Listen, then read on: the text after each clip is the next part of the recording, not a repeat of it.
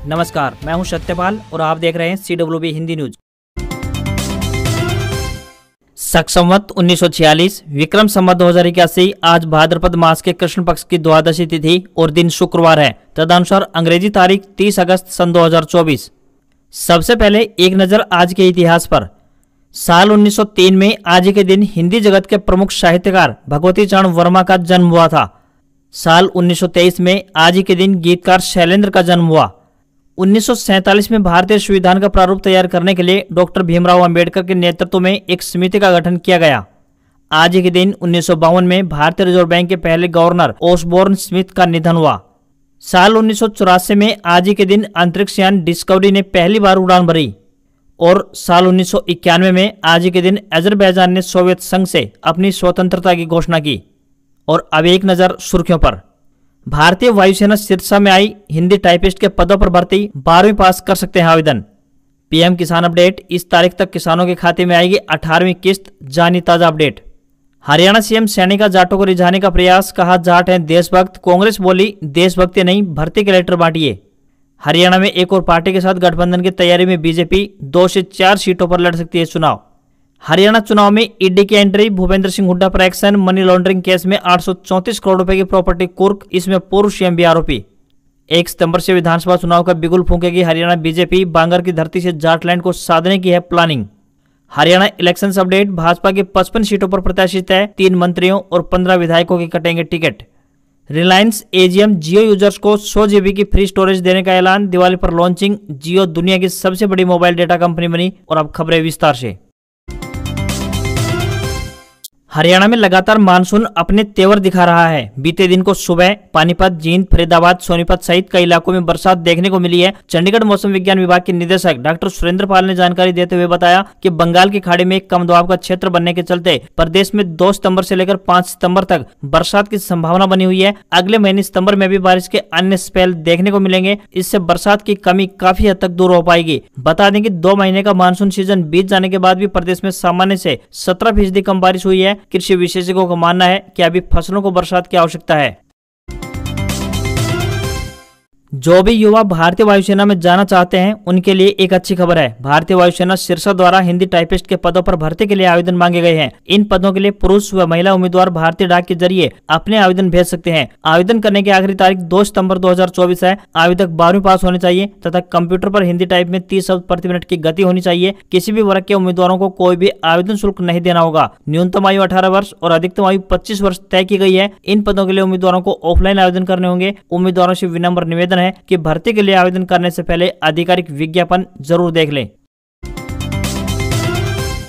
हरियाणा में विधानसभा चुनाव जल्दी ही होने वाले हैं। अब की बार का मुकाबला दिलचस्प हो सकता है क्योंकि सत्ताधारी भारतीय जनता पार्टी जो हमेशा से ही कांग्रेस पर परिवारवाद को लेकर हमले करते हुए नजर आती है, वह खुद भी असमंजस की स्थिति में हो सकती है। ऐसा इसलिए क्योंकि भारतीय जनता पार्टी के पुराने धुरंधर नेता अपने चहेतों या फिर परिवारजनों को अब की बार टिकट दिलवाने की जुगत में लगे हुए हैं। जानकार मान रहे हैं कि ऐसा भी संभव है कि एक ही परिवार के दिग्गज नेता आगामी चुनाव में एक दूसरे को टक्कर देते हुए नजर आए। इस प्रकार का कुछ संयोग भाजपा सांसद राव इंद्रजीत सिंह के साथ भी बन रहा है। अटेली और कोसली सीट से राव इंद्रजीत सिंह की बेटी आरती के लिए सुरक्षित रखने की चर्चाएं चल रही हैं। इसी बीच राव इंद्रजीत के छोटे भाई यजवेंद्र सिंह ने भतीजी को कोसली सीट छोड़ने की सलाह दी है क्योंकि वह खुद यहां से चुनाव लड़ने की इच्छा जता चुके हैं। उनका मानना है कि यदि उनकी भतीजी यहां से चुनाव लड़ती है तो दोनों के अहिर समर्थक बढ़ सकते हैं। किसी तीसरे को इसका फायदा हो सकता है। हालांकि आरती ने इस विषय में अभी तक कुछ नहीं कहा है। पीएम किसान सम्मान निधि योजना को लेकर एक महत्वपूर्ण अपडेट आ रही है। इस योजना के तहत किसानों को प्रतिवर्ष 2000 रुपए दिए जाते हैं। इस योजना की 17 किस्त किसानों के खाते में अब तक आ चुकी है और अब सभी को 18वीं किस्त का बेसब्री से इंतजार है। सभी किसानों के मन में सवाल है कि 18वीं किस्त कब तक मिलेगी और किस तारीख को। लेकिन हाल ही में मीडिया में जो रिपोर्ट सामने आ रही है उससे एक अहम जानकारी निकलकर सामने आ रही है। उसके मुताबिक 18वीं किस्त जल्दी सभी किसानों के खाते में आ सकती है। जहां तक उम्मीद है 18वीं किस्त अक्टूबर के अंत तक आएगी। तब तक आपको बैंक खाता KYC प्रक्रिया भी पूरी करनी होगी। जिन लोगों ने अभी तक यह प्रक्रिया पूरी नहीं की है वे अधिक जानकारी के लिए अपने निकटतम कृषि केंद्र पर जा सकते हैं। अगस्त का महीना खत्म होने में बस 2 दिन बचे हैं। ऐसे में नए महीने से कई बड़े बदलाव देखने को मिल रहे हैं, जिसका सीधा असर आम लोगों की जेब पर पड़ेगा। सितंबर महीने में कुछ ऐसे खास बदलाव होने जा रहे हैं जिसका असर आपकी जेब पर भी पड़ने वाला है। इन बदलाव में एलपीजी गैस सिलेंडर की कीमतों से लेकर क्रेडिट कार्ड के नियम तक शामिल है। साथ ही सरकारी कर्मचारियों के लिए भी महंगाई भत्ते को लेकर खास घोषणाएं हो सकती है। हर महीने की पहली तारीख को सरकार एलपीजी की कीमतों में बदलाव करती है। ऐसे में इस बार भी एलपीजी सिलेंडर की कीमतों में बदलाव की उम्मीद है। पिछले महीने कमर्शियल एलपीजी गैस सिलेंडर की कीमत में 8.5 रुपए की बढ़ोतरी दर्ज की गई थी। वहीं एलपीजी सिलेंडर की कीमतों के साथ ही तेल बाजार की कंपनियां एयर टरबाइन फ्यूल यानी एटीएफ और सीएनजी पीएनजी की कीमतों में भी संशोधित करती हैं। 1 सितंबर से फर्जी यानी फेक कॉल और मैसेज पर भी लगाम लग सकती है। ट्राई ने टेलीकॉम कंपनियों को फर्जी कॉल और फर्जी मैसेज पर लगाम लगाने का निर्देश जारी कर दिया है। उम्मीद है कि 1 सितंबर से फर्जी यानी कि फेक कॉल बंद हो जाएंगी। सितंबर में केंद्र सरकार के कर्मचारियों के लिए एक बड़ा ऐलान होने की संभावना है। उम्मीद है कि सरकार कर्मचारियों के महंगाई भत्ते में 3% की बढ़ोतरी कर सकती है। आधार कार्ड को मुफ्त में अपडेट करने की आखिरी तारीख 14 सितंबर तय की गई है। इसके बाद अगर आप आधार से जुड़ी कोई अपडेट करवाना चाहेंगे तो उसके लिए पैसे देने होंगे। हरियाणा में विधानसभा चुनाव के बीच पूर्व मुख्यमंत्री भूपेंद्र सिंह हुड्डा पर एनफोर्समेंट डायरेक्टोरेट यानी ईडी ने बड़ा एक्शन लिया है। ईडी ने Bhupendra Singh Hooda, messrs इमार India limited यानी इमार और एमजीएफ डेवलपमेंट लिमिटेड सहित अन्य आरोपियों के खिलाफ मनी लॉन्ड्रिंग के एक मामले में 834 करोड़ रुपए की संपत्ति कुर्क की है। ये संपत्ति गुरुग्राम और दिल्ली के 20 गाँव में है। आरोप है कि भूपेंद्र सिंह हुड्डा और कंपनियों ने नगर एवं ग्राम नियोजक विभाग यानी डीटीसीपी के तत्कालीन डायरेक्टर त्रिलोकचंद गुप्ता के साथ मिलकर सस्ते दामों पर जमीन हथिया ली थी। इसकी वजह से न केवल लोगों को बल्कि सरकार को भी काफी नुकसान पहुंचा था। 6 साल पहले गुरुग्राम में 1417 एकड़ भूमि के अधिग्रहण में भ्रष्टाचार के आरोप में सीबीआई ने भूपेंद्र सिंह हुड्डा के खिलाफ केस दर्ज किया था। केस दर्ज करने के बाद सीबीआई ने हुड्डा के रोहतक स्थित घर के अलावा दिल्ली, गुरुग्राम, चंडीगढ़ और मोहाली में विभिन्न बिल्डर्स के 20 से अधिक परिसरों पर छापे मारे थे।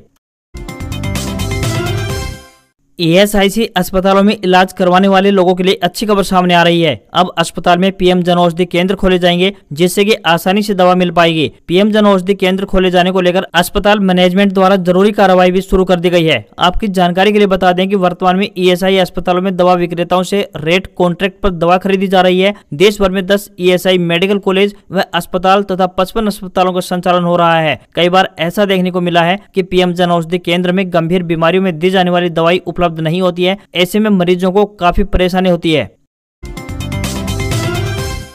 हरियाणा में विधानसभा चुनावों को लेकर राजनीतिक सरगर्मियां तेज हो चुकी हैं। सूबे में सत्तासीन भारतीय जनता पार्टी लगातार तीसरी बार सत्ता हासिल करने के लिए गठजोड़ करने में जुटी हुई है। भाजपा एक विशेष रणनीति के तहत बड़े राजनीतिक दल नहीं बल्कि छोटी पार्टियों के सहारे अपनी नैया पार करने की योजना बना रही है। सूत्रों से मिली जानकारी के अनुसार हरियाणा में भारतीय जनता पार्टी विधानसभा चुनाव के लिए राष्ट्रीय लोकदल यानी आरएलडी के साथ गठबंधन कर सकती है। पार्टी प्रमुख जयंत चौधरी के अनुसार गठबंधन की नींव रखे जाने की संभावना है और 2 से 4 सीटों पर हमारी पार्टी चुनावी रण में ताल ठोक सकती है। इसके अलावा बीजेपी गोपाल कांडा की हरियाणा लोकहित पार्टी यानी एचएलपी और विनोद शर्मा की हरियाणा जन चेतना पार्टी के साथ भी गठबंधन में चुनाव लड़ेगी। गोपाल कांडा सिरसा और फतेहाबाद जिले के कुछ सीटों पर गठबंधन में अपने उम्मीदवार घोषित कर सकते हैं, जबकि विनोद शर्मा की नजर अंबाला शहर और कालका विधानसभा सीट पर है। बताते चलें कि बीती रात 8 बजे बीजेपी केंद्रीय चुनाव समिति की बैठक बुलाई गई थी। इसमें हरियाणा विधानसभा चुनाव के लिए टिकटों पर मंथन किया गया। बीजेपी प्रत्याशियों की पहली लिस्ट आज या फिर कल जारी हो सकती है। संभावना आज अधिक है। केंद्रीय चुनाव समिति की बैठक में 55 सीटों पर उम्मीदवारों के फाइनल नाम तय कर दिए गए हैं।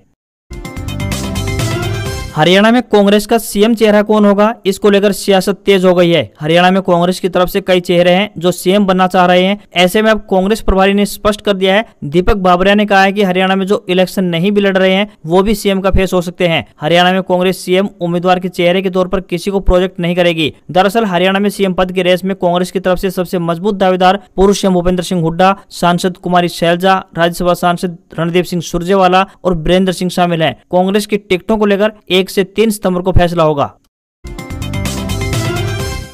हरियाणा में विधानसभा चुनाव को लेकर राजनीतिक सरगर्मियां तेज हो चुकी हैं, तो वहीं दूसरी ओर जानकारी सामने आ रही है कि मतदान से पहले मुख्यमंत्री नायब सिंह सैनी इसी सप्ताह एक बार फिर से मंत्रिमंडल की बैठक बुला सकते हैं। अगस्त महीने की इस चौथी मीटिंग में 12 सितंबर से पहले विधानसभा का मानसून सत्र बुलाने को लेकर कोई निर्णय लिया जा सकता है। बताया जा रहा है कि मुख्यमंत्री कार्यालय के अधिकारी विधानसभा का मानसून सत्र बुलाने को लेकर संविधान विशेषज्ञों से राय मशविरा कर रहे हैं। जानकारों का मानना है कि अगर 12 सितंबर तक मानसून सत्र नहीं बुलाया जाता है तो विधानसभा भंग होने की नौबत आ सकती है। गौरतलब है कि हरियाणा विधानसभा का अंतिम सत्र 13 मार्च को संपन्न हुआ था। ऐसे में 6 महीने के भीतर एक बार फिर से विधानसभा सत्र बुलाना अनिवार्य होता है। जानकारों का कहना है कि यदि 12 सितंबर तक विधानसभा सत्र नहीं बुलाया गया तो हरियाणा सरकार के लिए यह संवैधानिक संकट खड़ा हो सकता है। भारतीय संविधान के अनुच्छेद 174(1) में कहा गया है कि विधानसभा के 2 सत्रों के बीच 6 महीने से अधिक का अंतराल नहीं होना चाहिए, इसलिए 12 सितंबर तक विधानसभा का सत्र बुलाना अहम है। उन्होंने कहा कि सत्र सिर्फ एक दिन का ही क्यों न हो, लेकिन सत्र अवश्य होना चाहिए।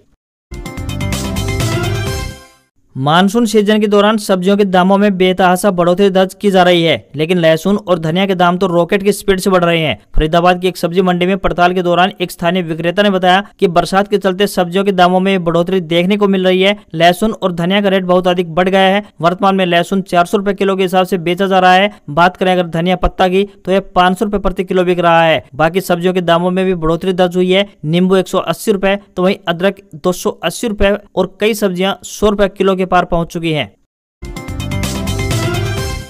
हरियाणा में विधानसभा चुनाव को लेकर राजनीतिक सरगर्मियां तेज हो चुकी हैं। सभी राजनीतिक दल अपनी अपनी तैयारियों को अंतिम रूप देने में जुटे हुए हैं। इसी कड़ी में सूबे की सत्तासीन भारतीय जनता पार्टी यानी बीजेपी लगातार तीसरी बार सरकार बनाने के लिए बांगर की धरती जींद से अपना चुनाव प्रचार अभियान का धमाकेदार आगाज करने जा रही है। जींद के एकलव्य स्टेडियम में बीजेपी ने बड़ी रैली आयोजित करने की तैयारियां शुरू कर दी है। इस रैली में गृह मंत्री अमित शाह के भी आने की संभावना जताई जा रही है। इसके अलावा सीएम नायब सिंह सैनी के साथ साथ पूर्व मुख्यमंत्री एवं केंद्रीय ऊर्जा मंत्री मनोहर लाल खट्टर, केंद्रीय शिक्षा मंत्री धर्मेंद्र प्रधान समेत 6 से अधिक केंद्रीय मंत्री जींद रैली में शिरकत करेंगे। इस रैली के जरिए बीजेपी बांगर की धरती से जाटलैंड के साथ साथ पूरे प्रदेश को साधने का प्रयास करेगी। तो वहीं रैली के आयोजक की जिम्मेदारी पूर्व सांसद संजय भाटिया को सौंपी गई है। जेजेपी को अलविदा कह चुके 3 से 4 विधायक इस रैली में भारतीय जनता पार्टी का दामन थाम सकते हैं। इसके अलावा कुछ और बड़े नेता बीजेपी में शामिल हो सकते हैं। जींद में लगातार 2 बार से बीजेपी का विधायक है। जुलाना और उचाना जाटलैंड सीट है तो वही नरवाना रिजर्व सीट है। सफेदों में जाटों का भी अच्छा खासा प्रभाव है, इसलिए इन 5 सीटों पर भाजपा की नजर बनी हुई है।